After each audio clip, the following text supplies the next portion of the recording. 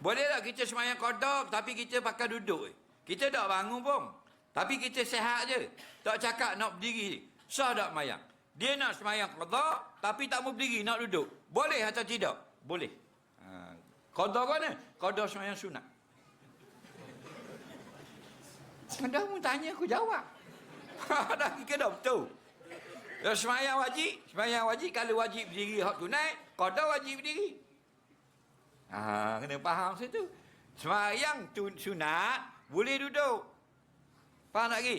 Ingat kat gini, mana-mana kalau ada orang terlibat jual Ramadan, kan dia jual Ramadan, bulan lain tak festivalnya. Bulan Ramadan laku. Tubik pukul 5 petang, sampai rumah 12 malam. Jangan tinggal terawih.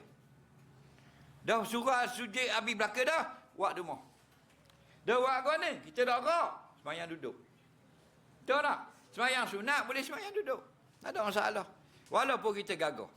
Mai akak besi, tubuh kata macam aku ni. Nak semayang sunat duduk, boleh.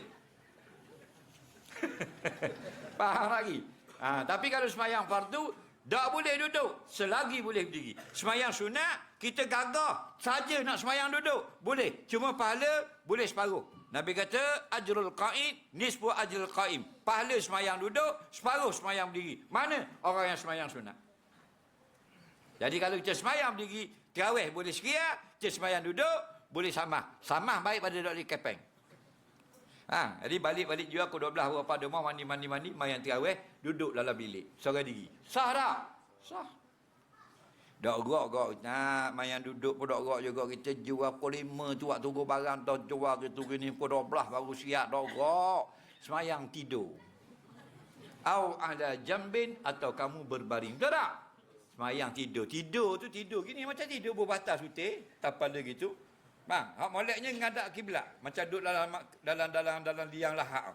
Kepala lek ni, kaki lek ni, tengok dino. Bang, Allahu Akbar. Aku semayang tarawih, ngadap kiblat 2 rakaat. Bang. Betul tak? Sambil tidur. Tidur bodok-gok tak. Kalau tidur bodok-gok, tutup dengan kain putih, baca Yasin, kambuh biar mapuhlah senang. Bang, hidup wak mahal minyak je. Natang bayar tidur budak dia juga. Baik mampu ke hidup orang menyusahkan orang. Betul tak? Apa benda mu ni?